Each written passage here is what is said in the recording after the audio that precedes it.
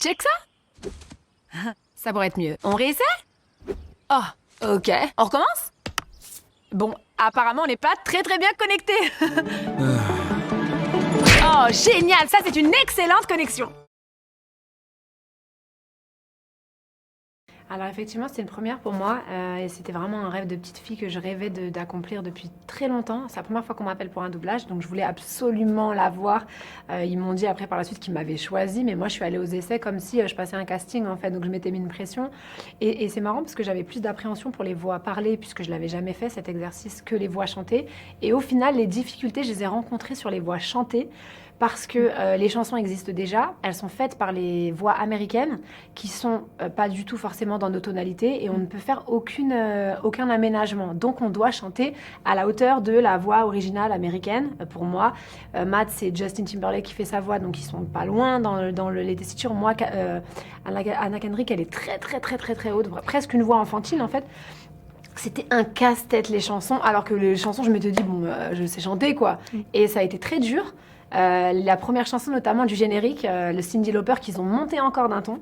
Voilà, mais sinon, je me suis éclatée dans les voix parlées. À ma grande surprise, je me suis très vite prise au jeu et je suis rentrée dans le personnage à fond la caisse parce elle est hyper enjouée, hyper speed, Poppy, un peu comme moi. Donc je me suis identifiée et très vite et j'étais à l'aise quoi. Alors que je pensais vraiment que ce serait plus compliqué. Et Matt, en fait, on est très proches, on s'écrit beaucoup. Mais le truc, c'est que lui, il a posé ses voix une fois qu'on avait tous posé nos voix. Donc déjà, moi, c'était fini. Et par contre, lui, je lui demandais, alors comment c'était toi chaque jour, il me disait, là, j'ai posé ça. À la fin, il y a un duo qu'on partage ensemble. Donc lui, il a fait ses voix en dernier. Donc lui, il avait un peu plus de personnages. Moi, c'est vrai que j'avais quasiment aucun personnage, aucune couleur. Quand on pose les voix, c'est très dur parce qu'il y a très peu d'éléments qui vous mettent dedans, quoi.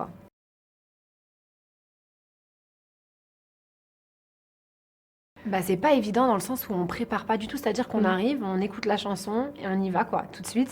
Et on a vraiment une faible liberté d'interprétation dans le sens où faut que ça colle. Pourquoi? Parce que le personnage ouvre la bouche, la synchro, elle doit être parfaite. Et donc on peut pas faire, si par exemple on tient une note et que la voix américaine n'a pas tenu la note, ça fonctionne pas dans la synchro. Donc il faut vraiment être très carré. C'est vraiment un exercice je pense, de réactivité. Alors, il y a eu des chansons qui étaient géniales, qui étaient, on va dire vraiment, moi, que j'ai trouvé facile et que je trouve magnifique. Et il y a, par exemple, cette chanson de Cyndi Lauper, ça a été super dur pour moi. J'ai passé des essais dessus, j'étais malade, j'avais pas du tout ma voix claire habituelle, là, j'avais une voix un peu cassée. Et je m'étais fait le tableau en noir, je me suis dit, c'est mort, ça passera jamais et tout. Vraiment, je suis rentrée, je dis à mes enfants, c'est mort. Et donc j'étais trop contente d'être dessus, mais c'est vrai que c'est une vraie difficulté les voix à chanter, parce qu'on doit coller exactement à la voix américaine.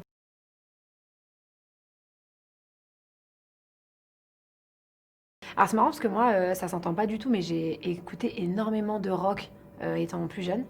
Ça a été une vraie influence en fait. Vraiment, enfin, il y a des chanteurs de rock, il y a des groupes, je pense à Nirvana, à Rage Against the Machine, c'est des groupes vraiment moi qui m'ont inspiré parce qu'il y a une espèce de mélancolie dans leur mélodie, même si c'est du rock et que c'est quand même assez puissant. Et je l'ai jamais fait dans ma musique, mais c'est vraiment une musique qui me parle. Et pourquoi pas un jour, en tout cas, mélanger cette influence-là, parce que j'adore mélanger les influences musicales, et je trouve que c'est une force. Mais le rock, c'est vrai que je m'y suis pas essayée vraiment encore.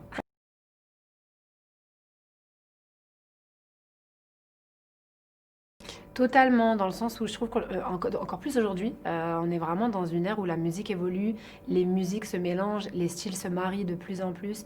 On peut plus être dans un clivage comme ça de dire moi je suis un chanteur de pop, moi je suis un chanteur de... C'est pas vrai en fait. Déjà la pop ça veut quasiment plus rien dire, ça englobe tellement d'influences, que ce soit ici ou aux États-Unis.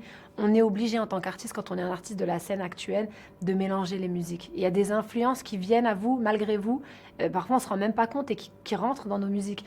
Je trouve qu'en ça, le message d'harmonie musicale, mais quand même en gardant chacun sa particularité, parce que c'est ça le message de Troll 2, est fort, parce que c'est assez actuel en fait.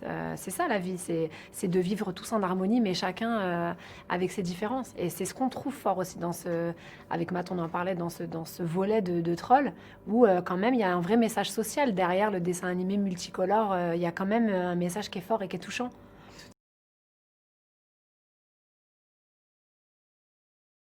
Sans hésiter, c'est un de mes classiques, c'est que j'aime beaucoup mettre quand je me lève, par exemple le matin, c'est What's Going On de Marvin Gaye, qui est pour moi une chanson atemporelle, de par le message, de par la couleur de la chanson. Et si on doit en garder qu'une, ce serait dans mon top 3. Ok, au revoir.